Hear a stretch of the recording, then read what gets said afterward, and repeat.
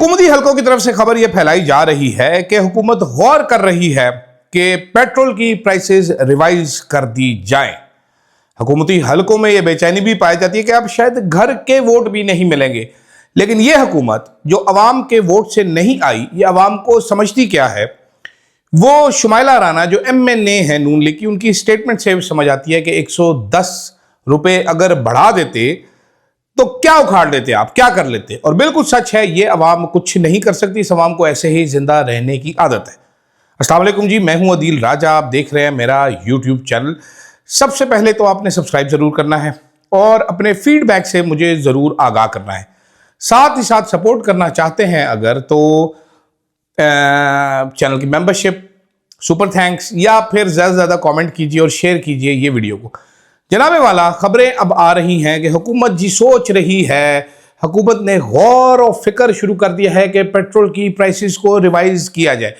होता हमेशा यही है कि जब इस्टेब्लिशमेंट बैक्ड गवर्नमेंट्स आती हैं तो इस्टेब्लिशमेंट चुपके से पतली गली से निकल जाती है जब हुकूमत एक अपनी शेल्फ लाइफ पूरी कर लेती है और गालियां खाने के लिए हुकूमत रह जाती है। अभी भी इस फैसले के बाद कुछ ऐसा ही महसूस हो गया कि बर्डन शायद हुकूमत को ही उठाना पड़े, वरना इससे पहले जब ये हुकूमत आई थी तो आपको याद होगा बाबर इफ्तिखार था DGI SPR, उसने आगे बड़े फख्र से कहा था जब से नई हुकूमत आई है स्टॉक मार्केट ऊपर से ऊपर ही जा रही है। और शायद ये जुमला आज 4 साल होने को है, उसकी जान नहीं छोड़ रहा होगा कि किस मुंह से उसने गंदी सी शक्ल बना के ये कहा था, क्योंकि जो परफॉर्मेंस रही है, जो नाअहली रही है, वो तो आपके सामने ही है।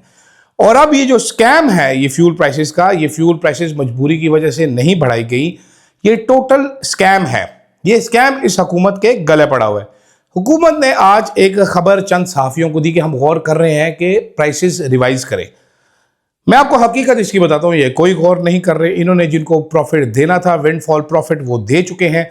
रिएक्शन बहुत ज्यादा आ रहा है, उसको टालने के लिए अब ये वारदात डाली जा रही है कि रिएक्शन ना आए। लेकिन क्या करेंगे, आवाम की जिंदगी जब इतनी मुश्किल हो जाएगी तो गाली तो हर बंदा निकालेगा। मैं दिल से चाहता हूं गंदी गंदी गालियां निकालने को, इस हुकूमत को, इसके बैकर्स तक को घटिया गालियां दिल से निकलती हैं। मैं ऊंची ऊंची आवाज में इनको खड़े होकर गालियां देना चाहता हूं कि एक झटके से मेरी जिंदगी किस कदर मुश्किल बना दी है। खुद तो ये जेटों पे सफर करते हैं, खुद ये बुलेट प्रूफ गाड़ियां चलाते हैं, खुद ये मेबैक्स चलाते हैं, मर्सिडीज़ें चलाते हैं, BMW चलाते हैं, खुद ये लैंड क्रूजर्स चलाते हैं, और साथ डाले 2-2 करोड़ का डाला पीछे गाड़ों के लिए रखा होता है। ये वो डाला होता है जो आप और मैं अफोर्ड नहीं कर सकते, क्योंकि ये इतना पेट्रोल खाता है कि अगर हम पैसे इकट्ठे करके कमेटी डाल के और अम्मा का, बहन का और छोटी बुआ का जो छोटा छोटा जेवर है वो बेच के इसको खरीद भी लें तो हम इसको मेंटेन भी नहीं करवा सकते। लेकिन ये लिए फिरते हैं जैसे इनके बाप का माल है। प्रॉब्लम बाप के माल में नहीं है, प्रॉब्लम है ये मेरा माल है, आपका माल है, ये हमें समझना पड़ेगा। नून लीग को परेशानी एक और भी है कि इनके घर के वोट भी जा रहे हैं, लेकिन फर्क इनको इसलिए नहीं पड़ता क्योंकि कौन सा वोट लेकर आए हुए हैं। एक साहब है जनाब जो कि सोशल मीडिया पे नून लीग को बड़ा डिफेंड करते हैं, मंसूर कुरैशी साहब। इन्होंने एक ओपन लेटर लिखा है, इन्होंने वजीर आजम शहबाज शरीफ के नाम लिखा। मैं आपको पढ़ के सुना चाहता हूँ। जनाब वजीर आजम, वो दिन मेरे लिए फख्र का दिन था जब आपने मुझे जाती तौर पर फॉलो किया था। मैंने इस जमात के लिए बरसों दिलो जान से मेहनत की, ये बात आप भी जानते हैं और मियाँ नवाज शरीफ भी जानते हैं। इससे साबित होता है कोई करीबी आदमी है शहबाज शरीफ के।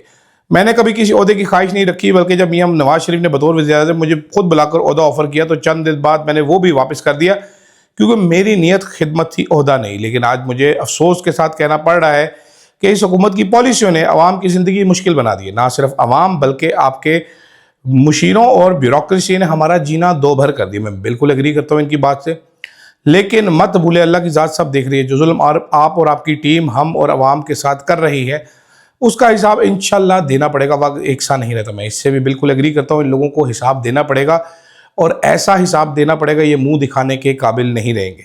मैं इस घर में पैदा हुआ जहाँ नवाज शरीफ की हिमायत की जाती थी, मगर आज हालात यहाँ तक आ गए हैं कि मेरा पूरा ख़ानदान इस जमात से शदीद मायूस है। आपकी ख़ानदान ज़्यादा पढ़ा लिखा नहीं था जनाब, वरना वो पहले ही इस डीलरों के ख़ानदान से जमात से मायूस हुए थे।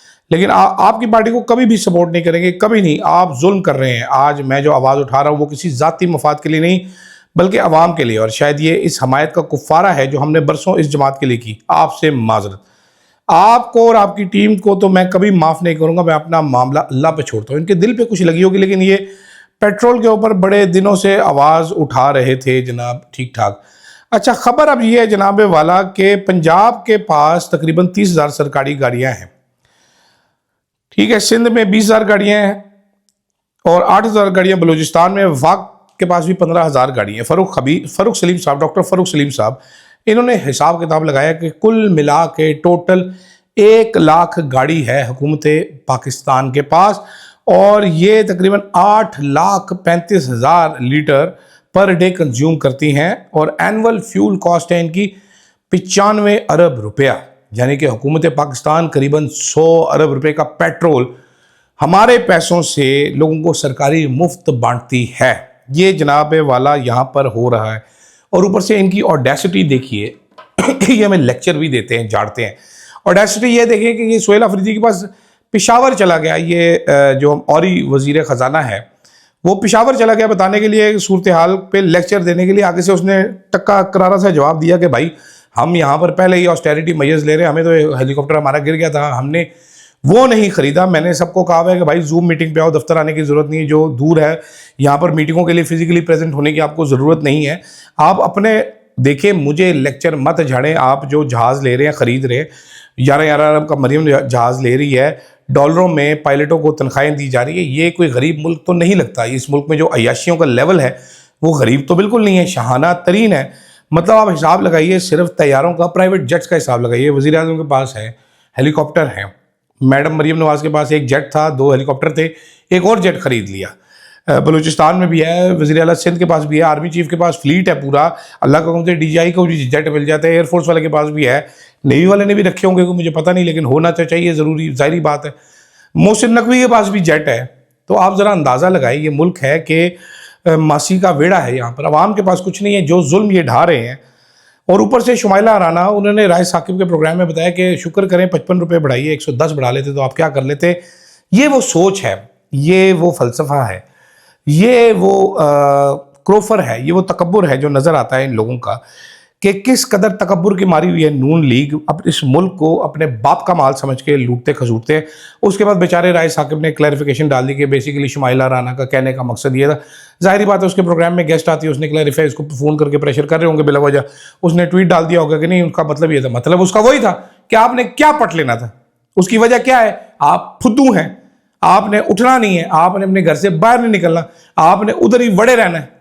वरना दुनिया में किस मुल्क ने ऐसा किया यार। 1-2 मुल्कों में मामूली सी प्राइस भी बढ़ी है, इंडिया वाले कह रहे हैं हमने नहीं बढ़ानी अभी, हमारे पास है, हमारी अपनी हुकूमत, हमारे अपने वुज़रा ये बताते रहे हैं कि अभी हमें पैनिक करने की कोई जरूरत नहीं है। 4 घंटे बाद पेट्रोल की प्राइस बढ़ा दी। ये कोई तरीका, कोई दुनिया में कहां ऐसा होता है? जो मुल्क बैडली इफेक्टेड है वो नहीं कर रहे, वो राशनिंग कर रहे हैं। बांग्लादेश राशनिंग कर रहा है, ईरान जिधर बम बज रहे हैं उन्होंने नहीं बढ़ाई, उन्होंने कहा भाई बस अब हम आपको 2,000 रुपये का डाल के देंगे, विच इज फाइन विद मी।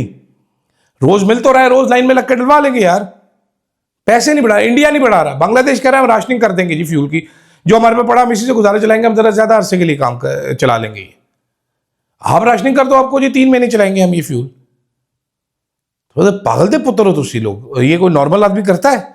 इस तरह के काम कोई भी नहीं करता। मुझे नहीं मालूम अभी नून लीग के कौन से सपोर्टर जिंदा रह गए होंगे, कौन से सपोर्टर होंगे, ठीक है, जो वो चला रहे होंगे। जुबैर साहब भी यही सवाल कर रहे हैं, 95 अरब का फ्यूल आप फ्री का इस्तेमाल करते हैं सालाना, कम करें ना इसको, 50% काटे फंड, बल्कि 75% काटे, 20 अरब का इस्तेमाल कर लें। गजब खुदा की 100 अरब रुपए का मुफ्त पेट्रोल। और अभी ये सिविल ब्यूरोक्रेसी, मिलिट्री की तरफ जाएंगे तो वहां पर 100 अरब अलहदा निकल आना है। ऑपरेशनल के अलावा की मैं बातें कर रहा हूं।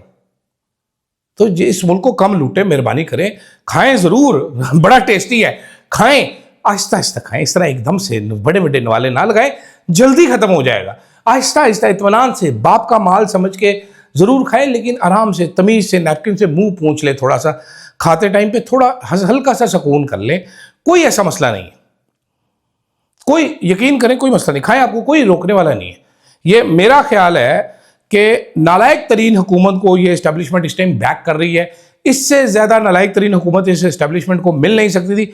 बैक क्यों कर रही है? मुझे एस्टेब्लिशमेंट की भी कॉम्पिटेंस पे अब शक होना शुरू हो गया है, जो उन्होंने ये मरियल मुर्दार किस्म के खोते ला के सामने खड़े कर दिए हैं कॉम्पिटेंट घोड़ों को छोड़ के। आई फेल टू अंडरस्टैंड वाई। आप ज़रूर जवाब दीजिएगा कि क्या कोई और चॉइस नहीं थी, क्या इतने ही मरियल खोते लेके आना ज़रूरी था। मुझे खैर इजाज़त दीजिएगा, फीडबैक ज़रूर दीजिएगा। अल्लाह हाफ़िज़।